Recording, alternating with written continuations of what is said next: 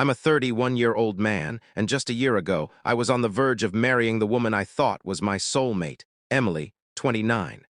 We'd been together for 5 years, and our relationship felt unbreakable.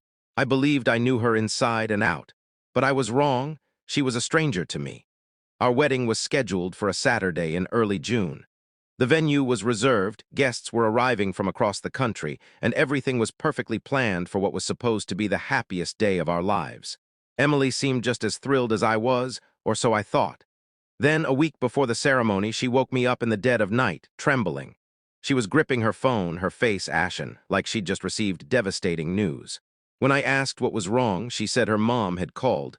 Her dad had suffered a severe heart attack. Without a second thought, I told her to go to her family and that I'd take care of everything here.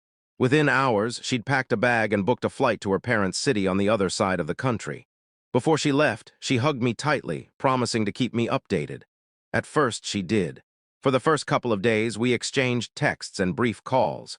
She said her dad was in critical condition, that the situation was uncertain, and she wasn't sure if he'd pull through. I told her the wedding could wait, family came first. She thanked me, said she loved me, and promised to let me know if anything changed. But 3 days before the wedding, she went silent. No texts, no calls, nothing. At first, I chalked it up to her being overwhelmed or exhausted from hospital visits. But then my best man, Ryan, noticed something that made my heart sink. Emily was active on social media. She wasn't posting, but she was liking random posts, a colleague's vacation photos, a friend's new car. That's when dread started creeping in. I called her straight to voicemail. I reached out to her closest friends, but they claimed they hadn't heard from her. Then it hit me. I'd never actually spoken to Emily's parents directly. I knew their names, but she'd always been the one to share updates about them. Desperate for answers, I searched her father's name online, and my world crumbled. Her dad wasn't in the hospital. He'd been dead for 5 years. Obituaries, news reports, even a crowdfunding page for his memorial confirmed it. I sat there staring at my laptop, my hands shaking. Why would she lie about something so serious? I needed to know the truth, and if Emily wasn't going to give it to me, I'd find it myself. I called the airline she supposedly flew with, no record of her booking. She hadn't left the city. She was still here, lying to me. I was determined to track her down. When I realized Emily hadn't left town, my stomach churned. My fiancée, the woman I was supposed to build a life with, had fabricated a family crisis and vanished. Worse, I had no clue where she was or why she'd done this. I started retracing her steps. I remembered her hurriedly booking a flight that night, but the airline had no trace of her name, not even her maiden name. She'd never boarded a plane, so where was she? I checked our bank accounts, hoping for a clue, a hotel charge, anything, but there was nothing unusual. Her debit and credit cards showed no activity, as if she'd ceased to exist. I drove to her usual spots. The cafe she loved, the gym where she took spin classes, the boutique where she shopped. Nothing. It was like she'd disappeared into thin air. Then I thought of her best friend, Sarah, who always seemed to know more about Emily than I did. If anyone knew where she was, it'd be her. I showed up at Sarah's place without warning. The moment she opened the door, her face drained of color. I could tell from her reaction that she knew exactly what was going on. "I don't know anything," she mumbled, but her trembling voice and averted gaze betrayed her. I took a deep breath to keep my anger in check. "Sarah, I just want the truth. She lied about the emergency." "Where is she?" Sarah hesitated for what felt like forever before letting me inside. She sat at her dining table, clutching a mug, still avoiding my eyes. "I didn't want to get caught up in this," she whispered. I told her it was a mistake. My heart pounded. "Caught up in what?" She finally looked at me, guilt etched across her face. "Emily's not out of town. She's staying with someone she dated before you." My vision blurred and my ears buzzed. I could barely speak. "Who?" Sarah bit her lip and said a name I hadn't heard in years. "Noah, Emily's ex from before we met. She'd mentioned him once or twice, casually, saying they dated briefly and it didn't work out.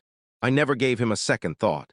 Now my fiancé had invented a crisis to run off with him. It felt like a knife to the chest. My entire relationship, my future, was a lie. I demanded Sarah give me the address. She tried to dissuade me, saying Emily was going through something and that I should wait for her to come back. But I was done waiting. I needed to see it for myself. I drove to the address, my mind a blur, gripping the steering wheel so hard my knuckles ached. It was a tidy townhouse in a quiet suburb. I parked a block away, watching. No cars in the driveway, but a light glowed upstairs. My hands trembled as I got out and approached the door. I knocked once, then again, louder. No response. I wasn't leaving without answers. On the third knock, I heard footsteps. The door creaked open, and there was Emily, standing in the dim hallway, wearing an oversized sweatshirt that clearly wasn't hers. Her eyes widened in panic when she saw me. "What are you doing here?" she whispered, glancing nervously behind her. "What am I doing here?" I kept my voice steady, but it was laced with fury. "You made up a family emergency and vanished days before our wedding. You've ignored me completely. What's going on?" Emily swallowed hard, gripping the door like it was holding her up. "It's complicated," she mumbled, looking away. Then I heard a man's voice from inside.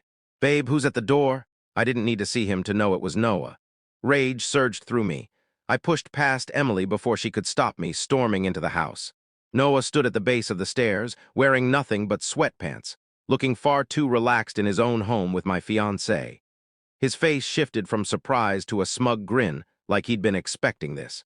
"Hey man," he said, crossing his arms. "Don't hey man me," I snapped, my fists clenched. I turned to Emily, who was shaking, her face pale. "This is where you've been with him?" She opened her mouth but said nothing. I looked back at Noah. "How long has this been going on?" He smirked. "You really want to know?" I already knew. This wasn't a one-time thing. This had been happening under my nose, and I'd been too naive to notice. I let out a bitter laugh, shaking my head. "You had the audacity to let me plan our entire wedding while you were sneaking around with him." Emily's voice was barely audible. "I didn't mean for it to turn out like this." I laughed again, no humor in it. "What, you didn't mean to get caught? To lie to me so you could run off with your ex while I waited like an idiot?" She didn't respond. I took a deep breath, my mind racing. I wanted to yell to break something, but more than anything, I wanted to make her pay. I turned and walked out, slamming the door behind me, but this wasn't over. Not by a long shot. If Emily thought she could betray me, humiliate me, and walk away unscathed, she was gravely mistaken. I drove away from Noah's house, my heart pounding, my thoughts a whirlwind. Emily had destroyed my trust and left me looking like a fool. But I wasn't going to let it end there. She'd torn my life apart, and now I was going to make sure she and Noah faced the consequences.